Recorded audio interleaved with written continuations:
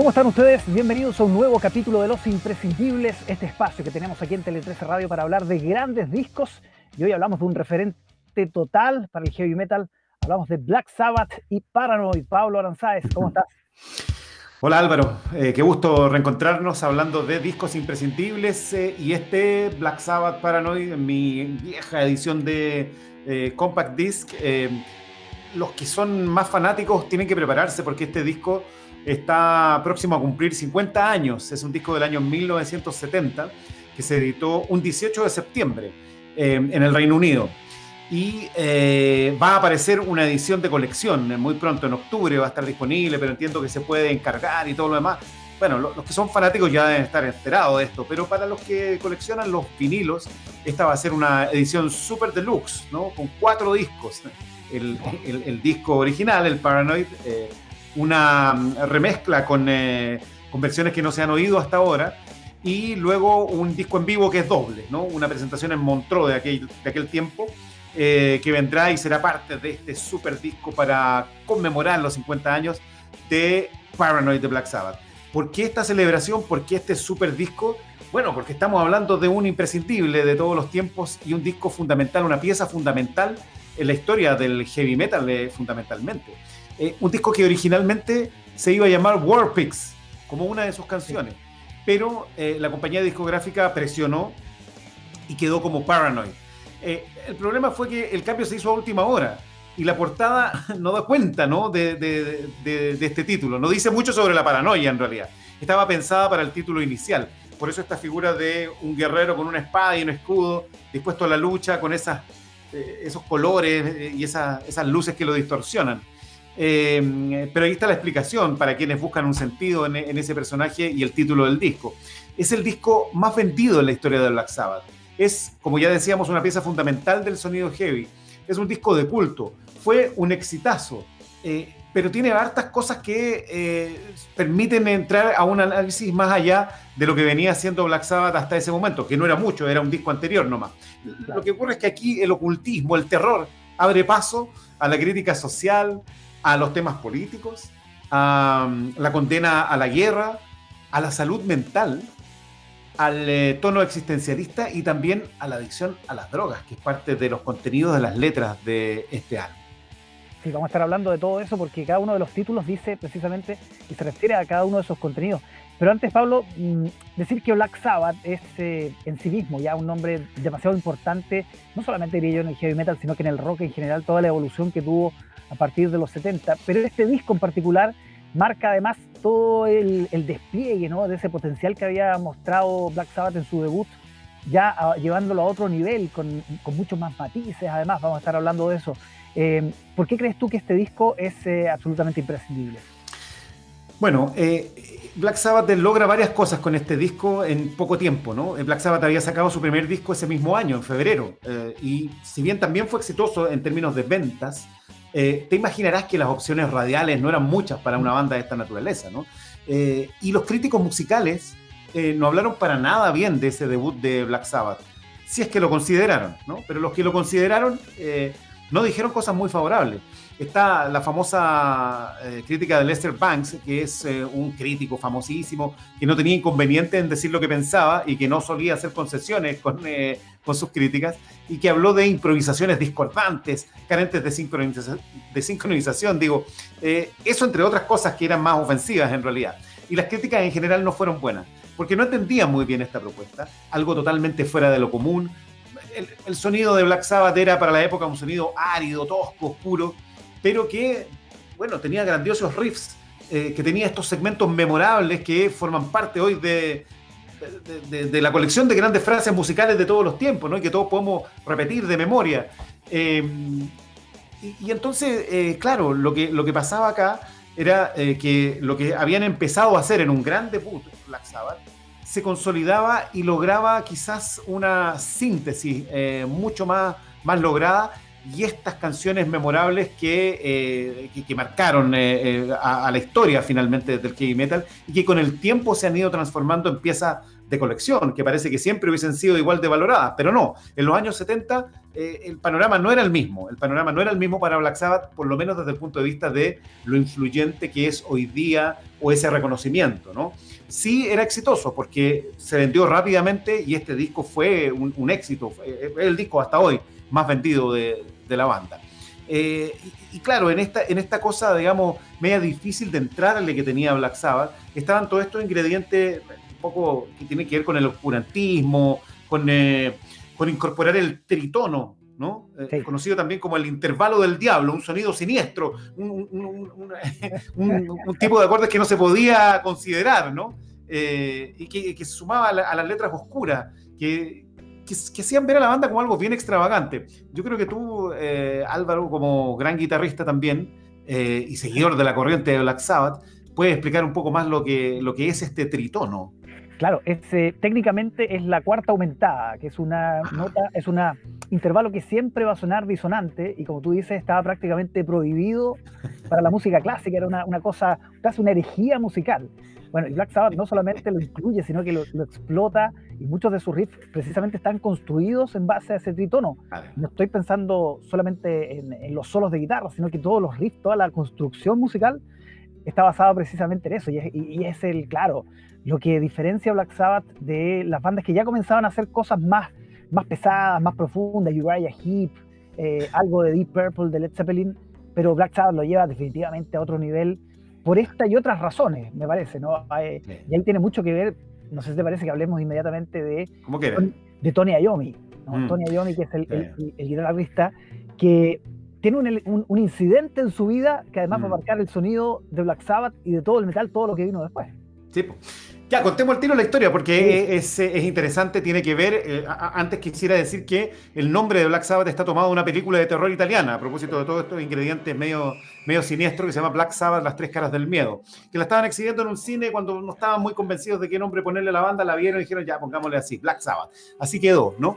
Y bueno, el segundo disco se hizo tan rápido porque el primero le fue bien, había algo de plata, y entonces dijeron, ya, vamos al tiro, hagamos el siguiente. En ese tiempo las cosas eran así, Led Zeppelin también sacó discos en un mismo año, en fin. Lo que cambió es que el sonido de este disco es menos blusero, ¿no? Hay algo de psicodelia también. Sí. Como yo te decía antes, hay una síntesis mucho más lograda de lo que ellos querían hacer. Ya, y en ese sonido, en esa forma de tocar las canciones, Tony Iommi es un ingrediente fundamental. Y tiene que ver en ese sonido también este accidente que él tuvo cuando era joven. Black Sabbath, los miembros de la banda son todos de Birmingham, de una zona obrera, ¿no? Todos de familias pobres, de familias de trabajadores, clase obrera.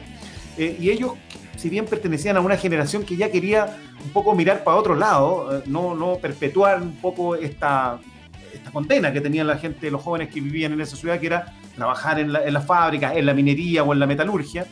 Ellos, claro, junto con otros muchachos estaban pensando en hacer música, les gustaba tocar, Tony Iommi tocaba el acordeón, también la guitarra, y ya estaba como decidido a hacer una banda. Y cuando estaba en eso precisamente, y acá la historia es bien dramática, ¿no? Estaba renunciando a su trabajo. Él era soldador en una industria metalúrgica.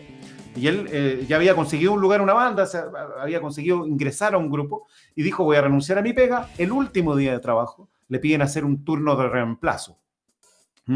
Y le toca cubrir a un trabajador que había faltado. Y tiene que operar una máquina que aparentemente él no estaba habituado a ella, que era una máquina que cortaba, piezas de metal, ¿no? Y se corta los dedos. Tiene un accidente lamentable, se corta la punta de 2 dedos de su mano derecha, y esto es un drama para un muchacho que quería ser guitarrista. Pensó que no iba a tocar nunca más, pero finalmente entre prótesis y un poco el ajuste de la técnica para tocar la guitarra fue logrando algo que en definitiva se convirtió en el sonido característico de Black Sabbath. En el fondo, lo que él hizo fue cambiar la afinación de la guitarra, con las cuerdas menos tensas, ¿no? Fue bajándole la tensión a la guitarra y obviamente dándole una afinación más baja. Y de ahí surge este sonido tan particular que tiene la guitarra de Tony Iommi y que se convierte en característico y que se transforma en el sonido tradicional, un sonido más grueso, más profundo, ¿no? Junto con juegos de cuerda que él había adaptado, ¿no? Especialmente para poder tocar sin que le doliera, porque el dolor era muy intenso tocando de esa manera. Claro, además de que reemplazó parte de su falange con metal, digamos. Claro, además de las prótesis, exacto. Claro, le da un sonido totalmente distinto y que se nota, por ejemplo, en varias canciones que vamos a comentar ahora, hay efectos que tú dices cómo se logran. Y tiene que ver con esta característica tan especial. Iron Man, exactamente, Iron Man. Que comienza es el hombre de acero. Totalmente, y eso tiene que ver totalmente con la situación. Pablo, ¿te parece que vayamos analizando los grandes cortes de este disco que se escucha de principio a fin, que tiene momentos maravillosos, notables, como, no lo vamos a hablar ahora, pero Planet Caravan es uno de mis favoritos, que es muy distinto a lo que uno conoce de Black Sabbath, en un tono más lento, es verdad, en un tono mucho más relajado, en fin. Medio psicodélico ese. Totalmente. Que tiene seguramente muchos van a recordar el cover que hizo Pantera, ¿no? Años después. También. Hay hartos covers de estas canciones. Total. Comencemos con Paranoid, ¿no? Que sí, Paranoid. Definitivamente la canción más importante, seguramente más conocida de Black Sabbath en toda su carrera. Sí, pues, y que le da nombre al álbum, como ya contábamos, que no iba a ser no era la idea original, ¿no? Claro. Pero esto salió muy rápido. El disco lo grabaron en pocos días, en poco tiempo, no invirtieron demasiado tiempo en este trabajo. Y esta canción en particular, esta canción es una canción de relleno, mira tú cómo son las cosas, cómo es la historia. Una canción que surgió, le faltaba una canción, tenían que llenar el álbum. Y en un descanso sale la banda y se queda Tony Iommi tocando y se le ocurre la idea de esta canción, ¿no? Entonces, como que se da cuenta que tiene algo bueno ahí y mientras llegaba el resto de la banda siguió tocándola porque no tenía cómo grabarlo, estaba solo. Entonces la siguió tocando ahí mientras aparecía el resto. Y cuando llegaron... Claro, pero fue cosa así de minutos nomás, ¿no? Claro. Entonces cuando llegaron, ya tenemos la canción que nos falta, mira, está aquí, está buena, qué sé yo, vino la letra y todo lo demás. Claro, esas son típicas historias del mundo del rock, ¿no? Que hablan de esta cosa medio mitológica que hay en torno a estas grandes canciones, porque la canción es una gran canción, una canción que surge así como de relleno, a último momento, y que se transforma en el mayor himno de la banda, ¿no? Y uno de los mayores himnos del rock. Entonces, es bien curioso lo que pasa. Y aquí luego viene la letra que hace Geezer Butler, el bajista, que es importante por la forma en que toca el bajo Geezer Butler, que le da también una característica muy especial a la banda, pero porque es el letrista.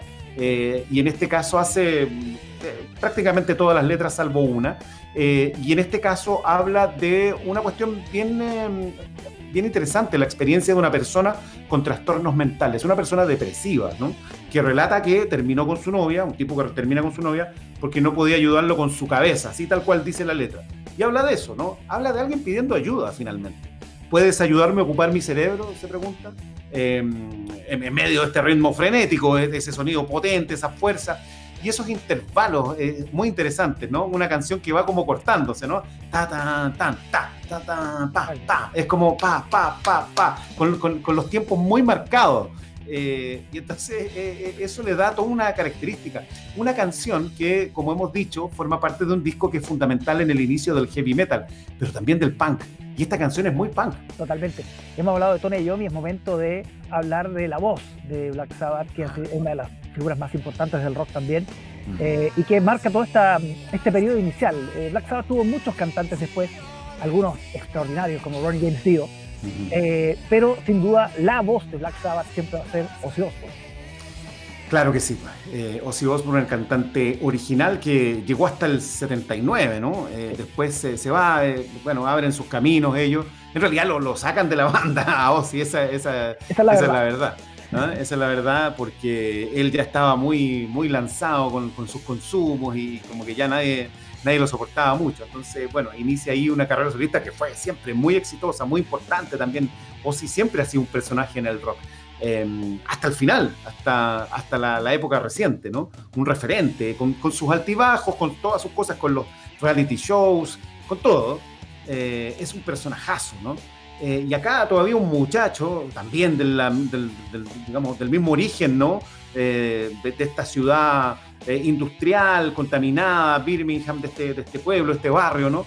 Y que aquí, como tú dices, su voz es muy importante, ¿no? Es muy importante porque en algún momento incluso, aparte de la grandísima guitarra inicial, la voz de Ozzy tiene que cantar apenas con el hi-hat, ¿no? Casi sin acompañamiento instrumental detrás, ¿no? Y luce algunas de sus mejores facetas acá, pese a que siempre recibió críticas por su técnica como cantante, ¿no? Sí. Pero es la gracia, yo creo que, de hecho, decíamos, hay cantantes que lo superan en técnica ampliamente de los que vinieron después, pero esta canción no sería lo mismo sin la voz, sin la impronta, sin ese elemento como de locura, ¿no? que tiene Ozzy y que se ajusta perfectamente a la letra, además de esta canción. Exactamente.